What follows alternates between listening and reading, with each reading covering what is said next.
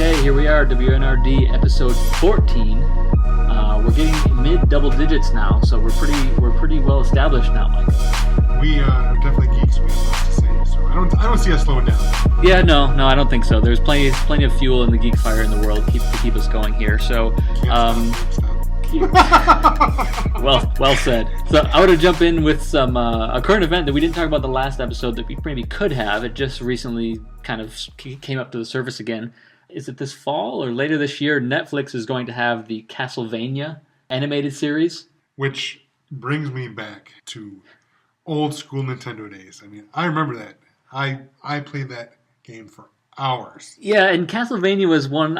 We could have a whole topic about this, but it's one of those old original Nintendo games that more than almost any other game, I felt like I immersed myself into that world when I played that game. Yes. Correct me if I'm wrong. It had weird save points, so there were times where you would play a level over and over and over just to get far enough, right? And if you didn't get far enough, well, you got to play for an hour to get back to where you were. Probably. I know there was a bunch of games like that. I don't remember specifically if that was one of them, but it sounds like it may have been if I remember correctly. But it's going to be pretty interesting that we saw the teaser or the trailer, which was cool because it started out with the NES system and the cartridge and stuff. And I loved it. And they did like an 8-bit version of the Netflix logo popping up on the screen. I loved it. Yep, and the animation style looks pretty cool. I just think it'll be good. I'm definitely going to be willing to check it out. It'd be interesting to see like how deep and how far it can go and how crazy they get with the whip fighting action and all that kind of stuff. So I'm excited about that, and I'm very curious to see what that might spin off. Again, another topic we could get into is if this is successful, do we get a Metroid series down the road? Do we get some Ninja Gaiden, Contra? Oh my God, Contra, God. So yeah, I mean, I'm pulling for this for maybe if nothing more than that reason. So, and we all know Nintendo's open to branching out to be more multimedia and have better ways to be successful as well. So that could be something that actually happens in the future. Very, very excited. It looks good. So really quickly for this episode, we are going to cover some Star Wars stuff. Then we're going to have the year in review so far, and I think those are two of the main things we're going to talk about here. So we're going to get into the first topic, which is a little update on Star Wars. A few things have came about. We had the 40th anniversary a couple of weeks ago, but what we wanted to talk about that we actually left out of the last episode was the Vanity Fair article that came out. Lots of behind-the-scenes set photos, interesting interviews. I read probably 80% of the article, but a lot of us were already aware of some of the stuff that came out of that and some of the photos. Michael, I know you've at least seen the photos. Anything quickly that jumped out at you? Yeah.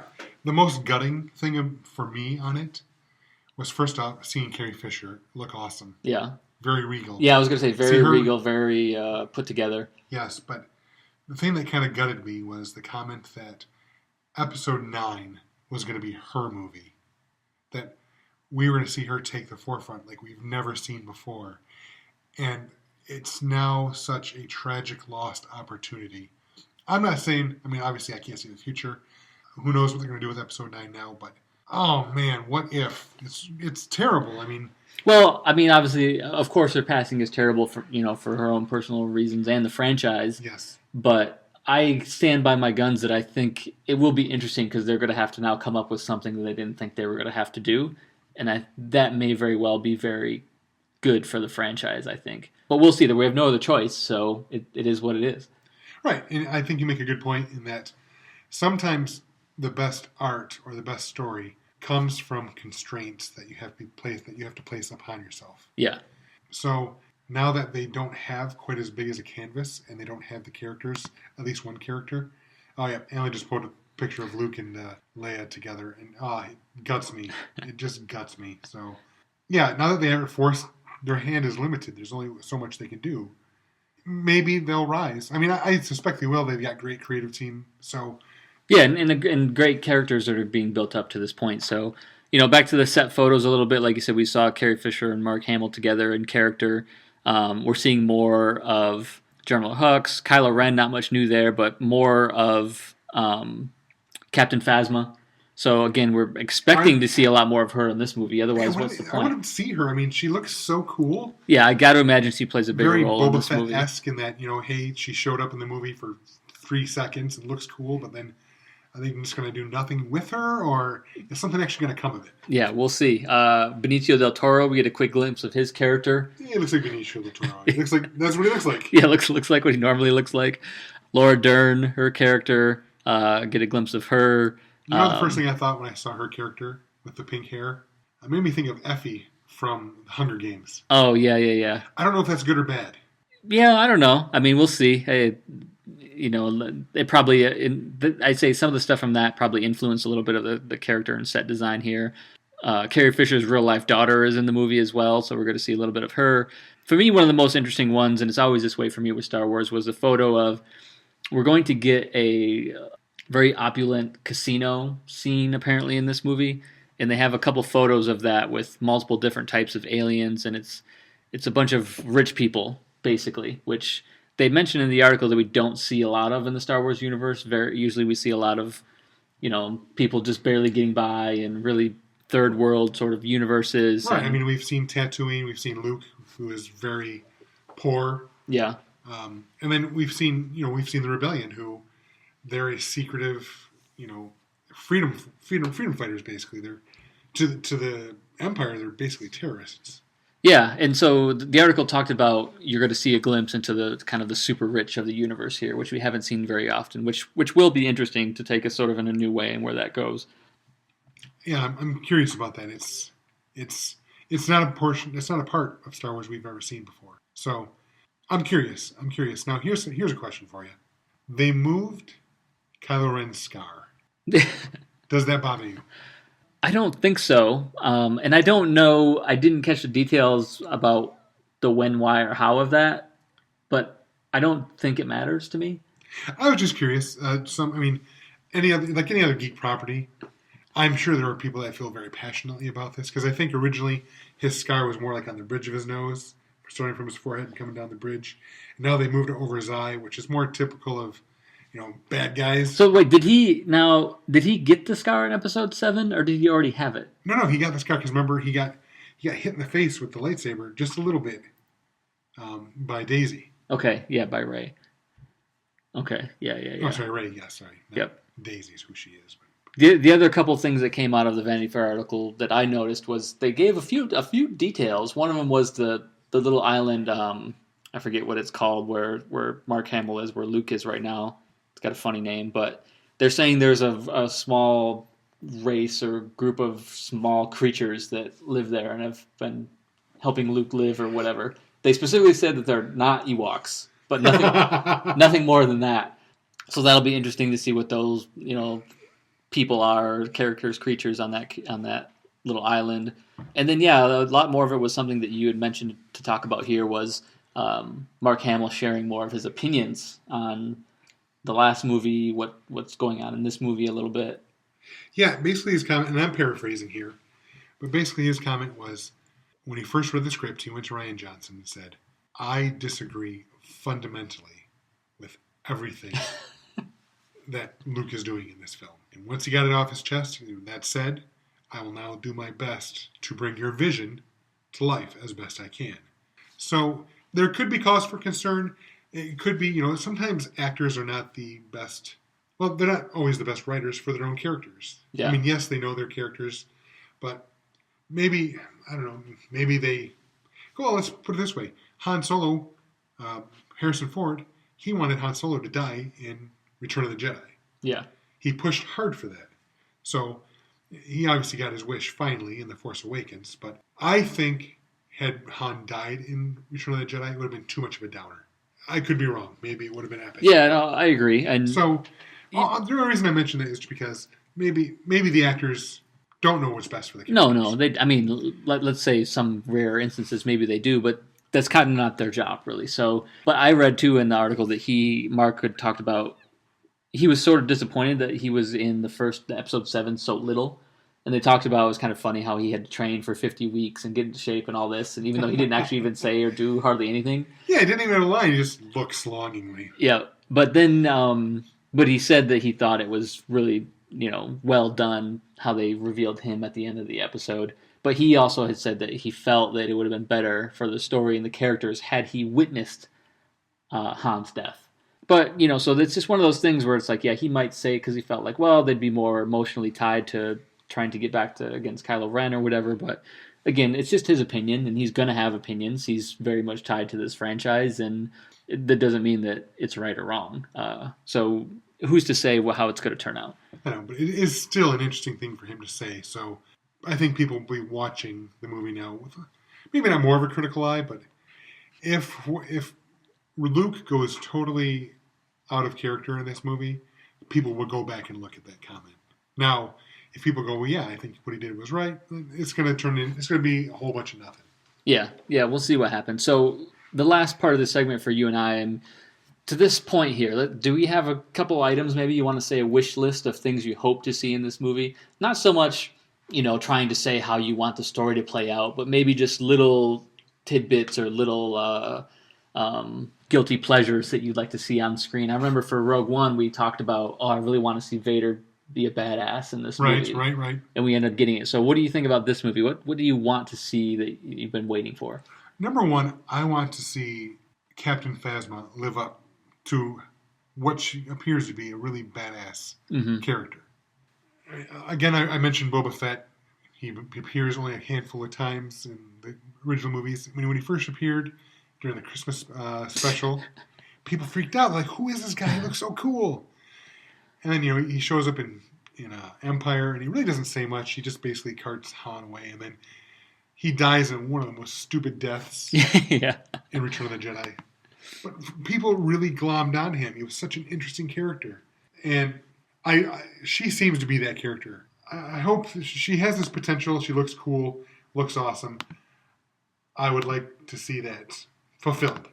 Yeah, I agree. I mean, for me, I would love to see more info about Supreme Emperor Snoke or whatever, Supreme Leader Snoke. Yep. That's still very cloudy, and some of the books have gotten into a little bit of info more about him, but I'd love to see more of that. And I'm trying to think, just more of Luke. I hope they do, like what you touched on, like Luke wasn't happy with how his character was handled.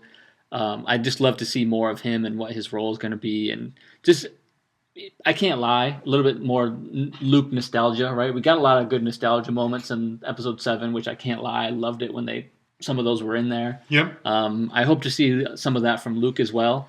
Yeah, let's face it, the first 3 movies were the focus was Luke. So to barely have him when they bring the movies back, it was odd. It was an odd choice. It worked, but it was an odd choice. Yeah. As more details sort of come and start getting leaked over the next handful of months, it'll be really interesting to see where this might go. So next topic here, we're going to go into some bumper music and come back. We're going to talk about what has happened so far in the year and some of our favorite picks so far for movie and TV show of the year to this stage. What makes you think you can bullshit your way into my head? Like every other pencil-neck piece of shit!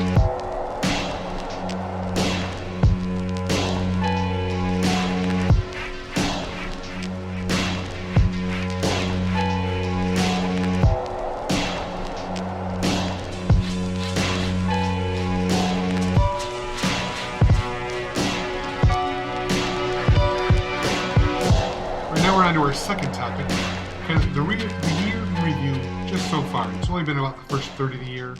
We want to touch base on some things that are highlights now, so that way when we come to the end of the year, we can kind of look back on this and say, okay, this is what we thought a third of the way through, second of the 2/3 of the way through. This is what we thought, and then when we end up the year, where did everything lie? Yep, and so I guess I'll jump right in here. So. Well, do you want to do a quick recap, I guess? We can talk about some of the movies that came out so far. So we had Guardians of the Galaxy 2, Ghost in the Shell, Alien Covenant just came out, Kong Skull Island, Logan, Beauty and the Beast got a lot of fanfare. There's probably a handful of others, but those are the ones that I think we were interested in the most so far. For me, in no particular order at this stage, my top 3 movies are Ghost in the Shell, which I believe you still haven't seen. Correct. So you got to go see that. Logan, which I saw late. I saw it when it went to the cheap theater. I was pleasantly surprised. It exceeded my expectations. And then Kong Skull Island, if I'm honest, that may be my number 1 of those 3 right now. Really? I think so. And did you see that? I haven't. Okay, so you're behind a little bit on some of these. I am a little behind, yes. And I admit I thought Skull Island wasn't going to be all that. But I've heard some really good buzz on it, so I'm thinking I need to jump in there because it's now the shared universe that they're building with Godzilla. Mm-hmm.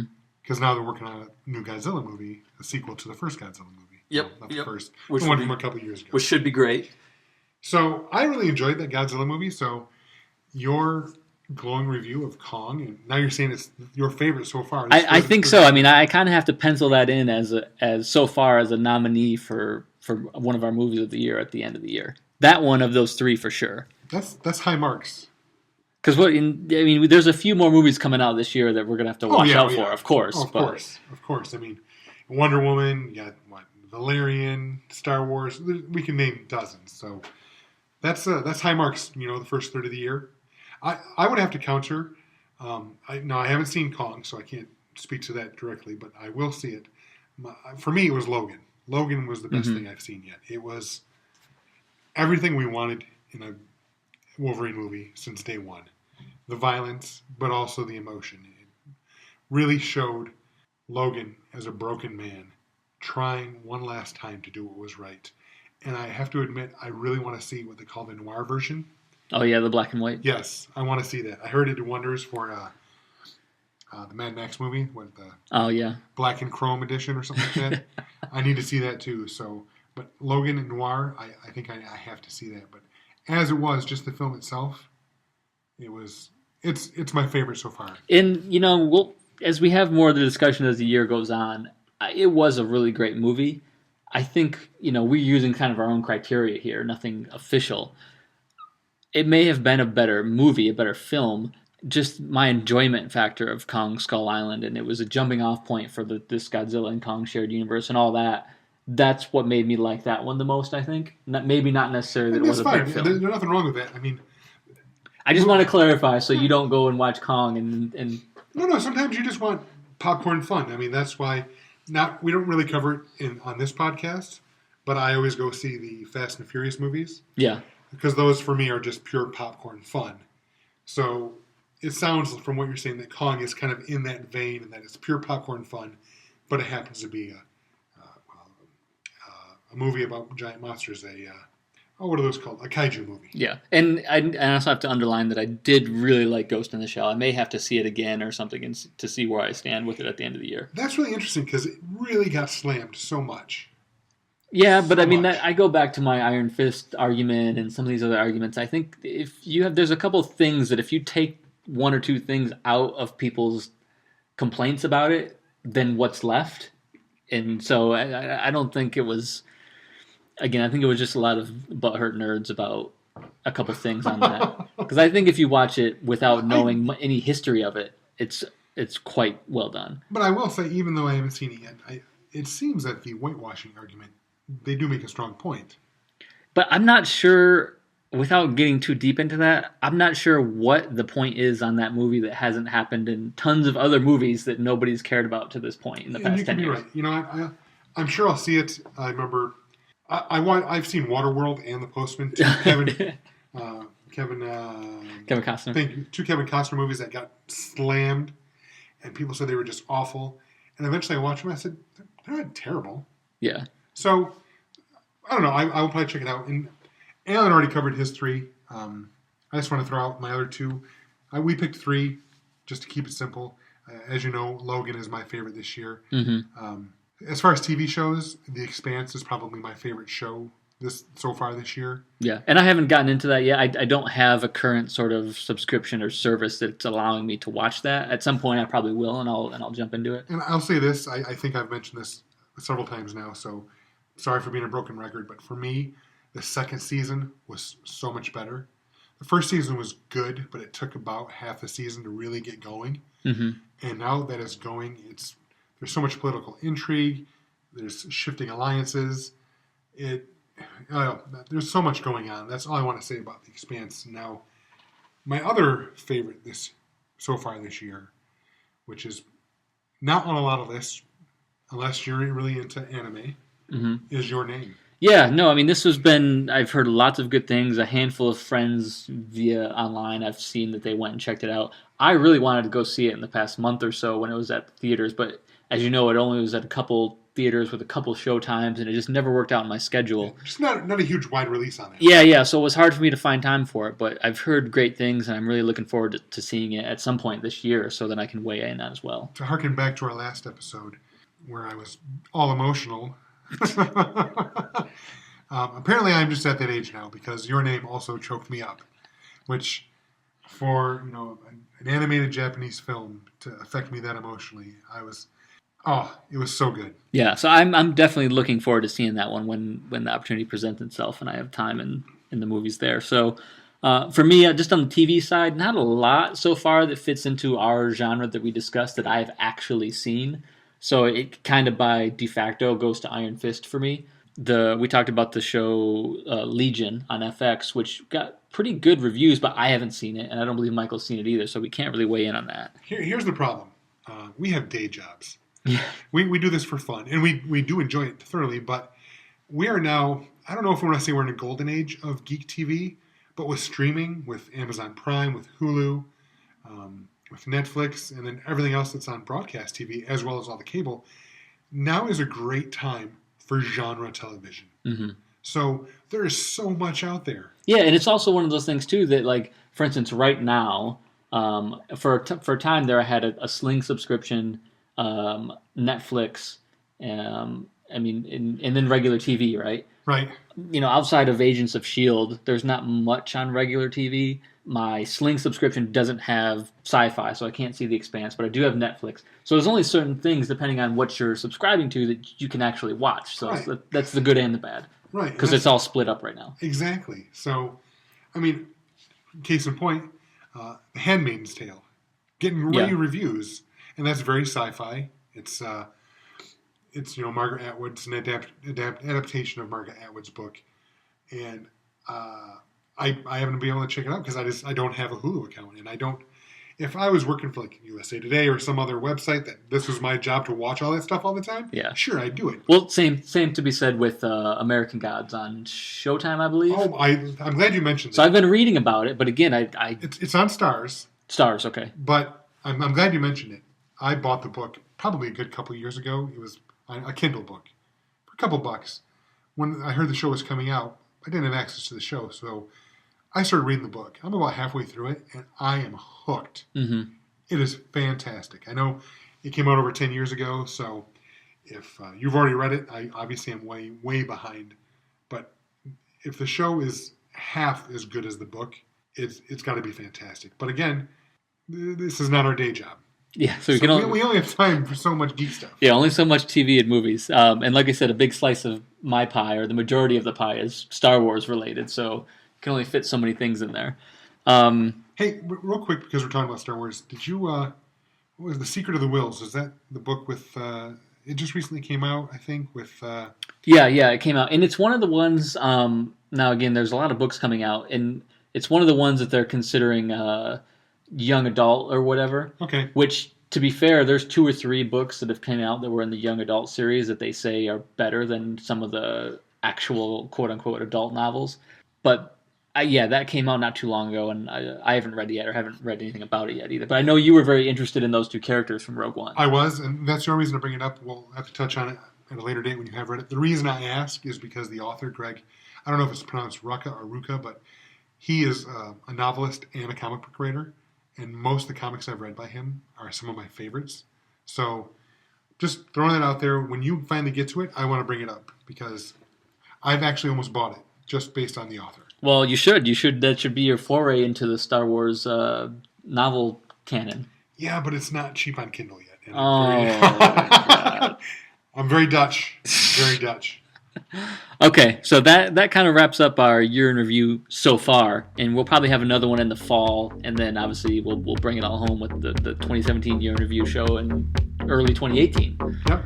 So we'll get into, probably have time for one more segment here. We're going to take it off into the music, and then we'll come back with more of the show.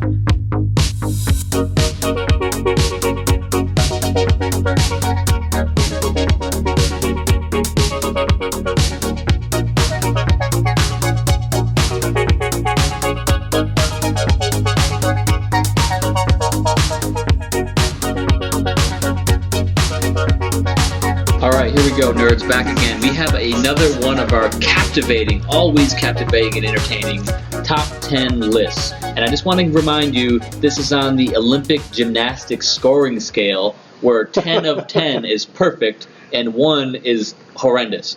So what we're going to get into today, Michael, is video game systems. And just a reminder, these are always off the cuff.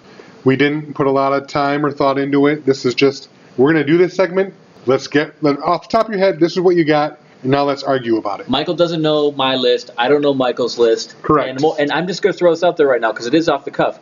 Michael, I'm not doing this necessarily in the game that I log the most hours in, but I'm just trying to think back and say what holds the emotional value to me and what holds up as I think back. That's kind of what I'm thinking about. And now as you said that, I'm changing mine. I'm literally changing mine right now. Oh, here we go. I knew. See, this is what you get when it's off the cuff. I mean, we fire this out pretty quickly. So, do you want to lead off? Number 1 of 10, the lowest score? You know what?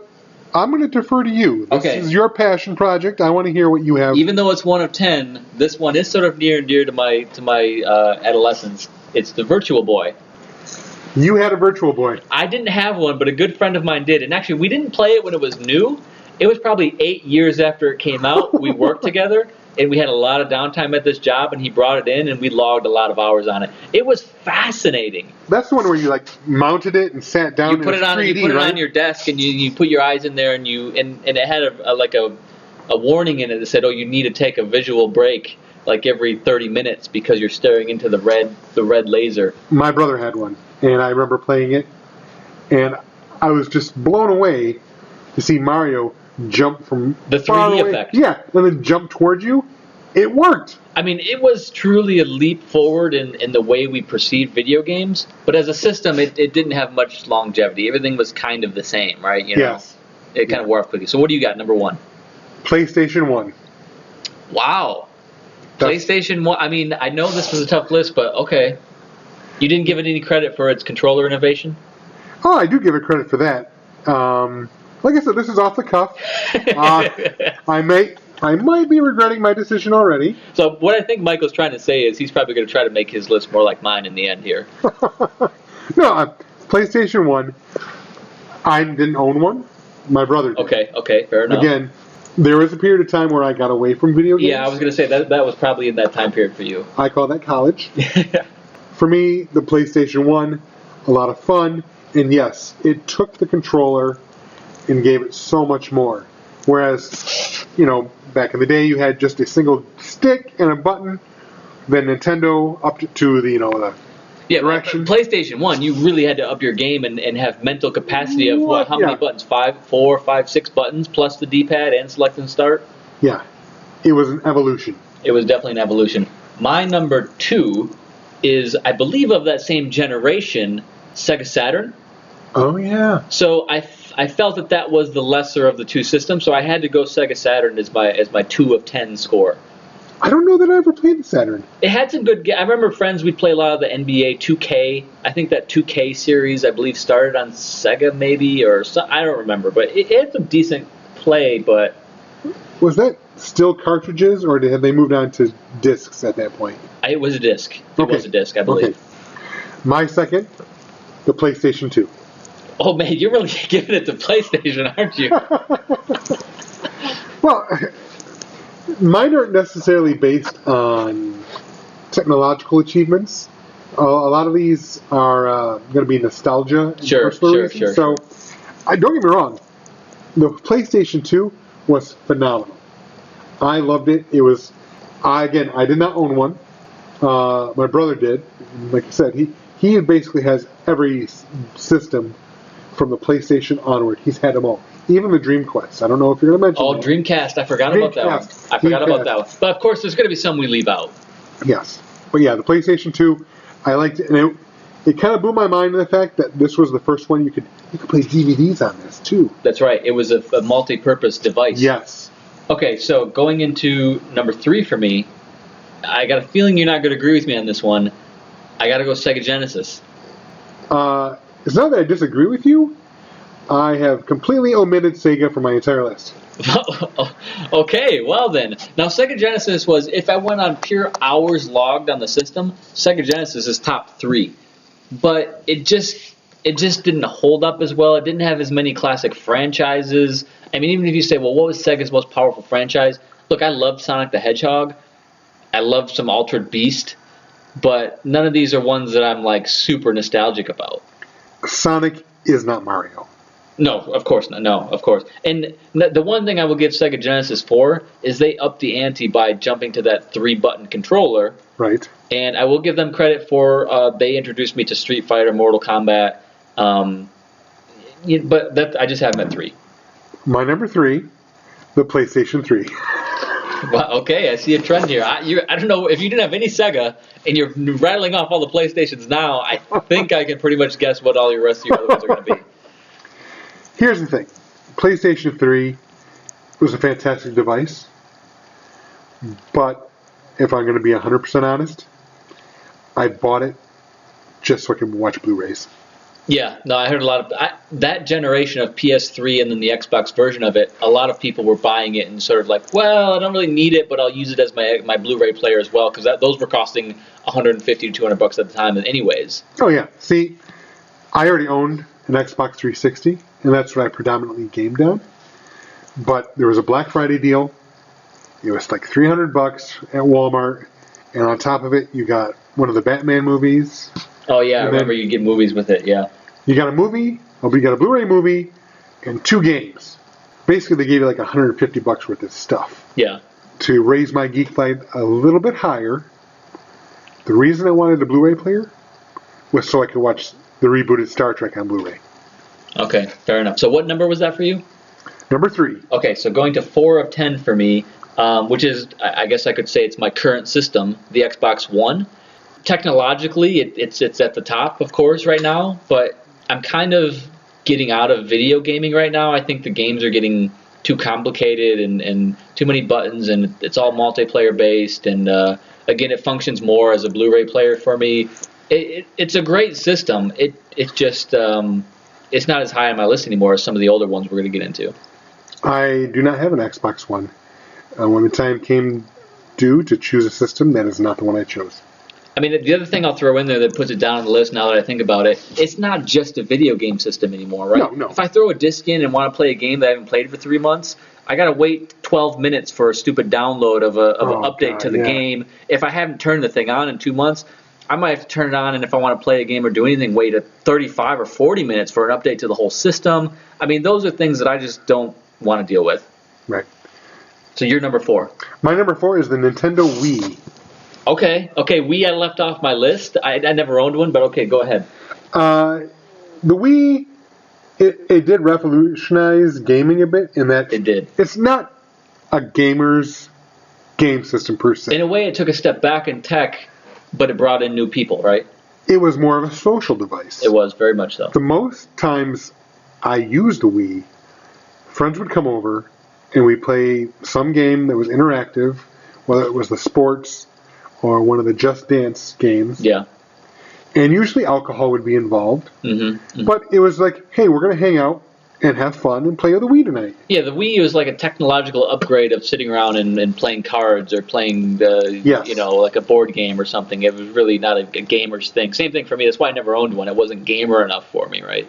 Right. But it was still a lot of fun. I mean, I still have mine. I haven't turned it on in forever. Yeah. But like I said, it's just so much fun when you had people over. Hey, let's play tennis against each other. Let's do this. The Wii truly lived up to its name. It wasn't a gaming system that you sat down by yourself and played. Wii was meant for someone else to be there and play against. Okay, and that was your number 4? Yes. Okay, so number 5, halfway point, middle of the pack, 5 of 10.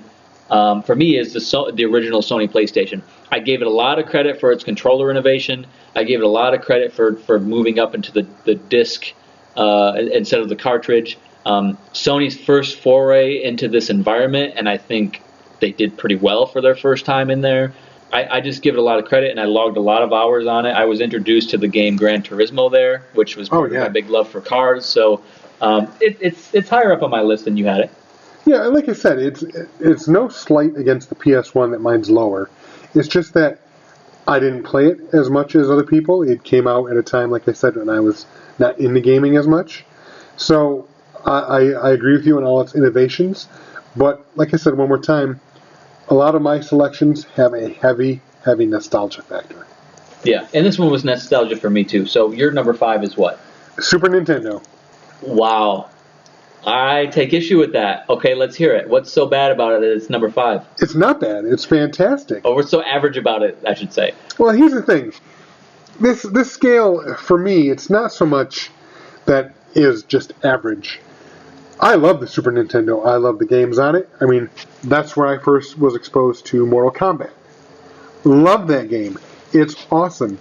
But it's at number 5 because everyone above it has a stronger point of nostalgia for me. Mm-hmm. So, fantastic system. It was basically the Nintendo Entertainment System on steroids. Absolutely loved it. But it rates lower only because everything else rates higher as far as nostalgic factor for me. Right. So it's really more than halfway there. Right. But because of our scale, that's just where it has to be. Like, it's beloved. Loved it. Fantastic. But I'm going to go on later about why I love the other ones more. Okay, so that brings me to number 6 of 10. We're getting above the halfway mark. I have the Xbox 360 there. Again, a great system. It wasn't as complicated and complex as the current generation systems are. For that, that's why I have it higher than the Xbox One. I logged a lot of hours on it. The Gears of War franchise was on that system for me, and that played a big part of my gaming life. So Xbox 360, I like it quite a bit. I'm going to save my comments because I have it much, much higher on my list. So I'll revisit this in just a moment. Okay, so you're number 6. The N64. Okay. Go ahead. The main reason is that I logged more hours on the N64 than I did on the Super Nintendo. Mm-hmm. The N64 for me is kind of like the pivot point where gaming became more about something you do by yourself. Yeah. And I cannot even begin to tell you the number of hours I logged into Rogue Squadron. Yeah. Yep. I remember running out to buy the memory expansion Yep. for the N64. Yep. Plugged into the bottom of the controller. Because you had to have it Yep. to play this game. And what blew my mind was when Phantom Menace came out, Mm-hmm. an unlock code was revealed. You put it in, and you can fly the Naboo starfighter. It was already built into the game. So for me, it's nostalgic because I love Star Wars. Star Wars was coming back. Yeah, they had some great games on that system. So I played that system so much. So that was your 6 of 10? Yes. Okay, so that parlays perfectly into my 7 of 10, which was the N64. Okay. So again, similar stories. I give it credit for its quirky controller. Very different. 3-prong controller, center joystick, lots of buttons, trigger buttons. WCW versus NWO Revenge. I logged a countless number of hours on that game with friends. It was one of the first systems where you could put 4 controllers in at once, I believe, right? Yep. People are going to think this is sacrilege. I never played GoldenEye on that system, but people love GoldenEye. What? Yeah, we don't have time to get into it. Oh, man. But so many good games. Nintendo, now, I got to give Nintendo a lot of credit. I'll mention another system as well, but this was a system that I didn't buy initially. I think at the time I would have had the Sega system. Other friends had it. I went and played it at other friends' house, and then eventually I'm like, wow, I need this system. I remember one summer, one of my best friends from high school, we went out all over like my garage, my basement, found as many pop cans as we could. We probably found, I think, $50 worth of pop cans. My dad used to stash beer cans all over the place. $50 worth of pop cans. I think we went into what was like Funko Land or GameStop at the time, traded in some old systems, salvaged tons and tons of loose change, rolled them up into change rolls, and we almost, just by pure scavenging, got the money to buy one because we were like, we want an N64, let's go get one.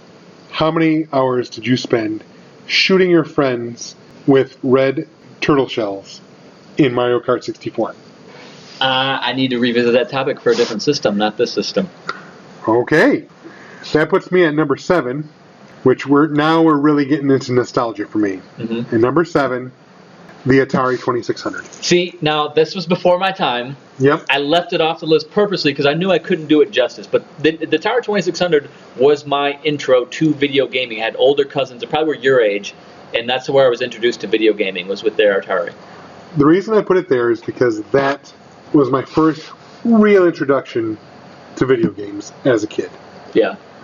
I think an uncle of mine may have had one of the original Pongs. Yeah, that was fine. For me, the hours spent and just the sheer wonder and delight of seeing that stuff on the screen as a spaceship, and I can fly around and shoot stuff or whatever it was, it blew my mind. Yeah, I mean, I have a lot of respect for it. I just had to leave it off my list because I was too young, and a lot of the games are just variations of the same kind of thing. But I don't want to say anything bad about it. I just had to leave it off my list. I have no problem with where you have it. So that was what for you? That was my number 7. Okay, so 8 of 10, I had the PS2. Way down on your list, but that was one where, like you said, when your N64, where you got into your solitary gaming modes, that was PS2 for me, mostly on later Gran Turismo games. Madden, I think it would have been Madden 02. PS2 was the first system where I got up. I had a car at the time. I went to Target on release date. I waited in line at like 4 a.m. to get one. So I'm not going to go into it too much, but I logged a lot of hours, and a crucial time in my life was spent with that PS2. And I think that's a generational thing in that you're closer in age, I think, to my younger brother, and he spent gobs of time on the PS2. And it was the first system that had a vertical. Yes. It was vertical. That was an innovation, right? Okay, so what do you have for number 3? Or your third best, but 8 of 10 score, right? Yep. That would be my current system of choice, the PlayStation 4. Okay. Not even on my list because I don't have one. Right. And that's going to happen because it's gotten to the point now where I think you either have the Xbox or the PlayStation. So for you to have it this high on your list, you must have a resurgence where you're back to gaming a lot now. Oh, yes. To have it this high. Oh, yes. I've been gaming ever since I got it. I've been gaming. Now, I love it. It's a fantastic system. I love the simplicity of the menu. I've seen the Xbox One, a little bit more complex menu. And honestly, the only reason I have a PS4 as opposed to an Xbox One, this fell in my lap. Yeah. I heard a lot of people say that. Well, somebody got me this one instead of that one, I was hemming and hawing as to which system I was going to move to next. I was leaning towards the PS4 because the Xbox One initially was $100 more. Yeah. Yeah, $100, it's not the end of the world, but it's still a fair amount of money. So, as fate would have it, my brother knew a guy who was going through a divorce. He had already pre-ordered one. He used GameStop credit for the pre-order so he wouldn't get cash back. So he offered to sell it to me, list price, day of release. So I that was like a big thing at the time, but right now it's like, well, who cares? Right. But I know what you mean. Like, that would have been a big deal at the time. Right, because otherwise I would have had to have waited until after Christmas when they were back in stock. Fate just kind of smiled upon me, so I got one day one, and I've loved it. I still love gaming to this day. I'm not as connected with gaming friends as I were in the past, so I'm at my low phase of gaming right now, so that's why I don't have any current systems up there. So we're getting up into the top now. Score of 9 of 10. I have the SNES, Super Nintendo. You mentioned the red shells. Single-handedly, the game of Mario Kart put this up there. Logged so many hours. Super Mario World was a great step forward for the Mario franchise. The controller, though, it seemed odd to me at first. So here's another thing about Nintendo. We got to give them credit. I had a Sega Genesis. Was balls deep in Sega Genesis gaming at the time.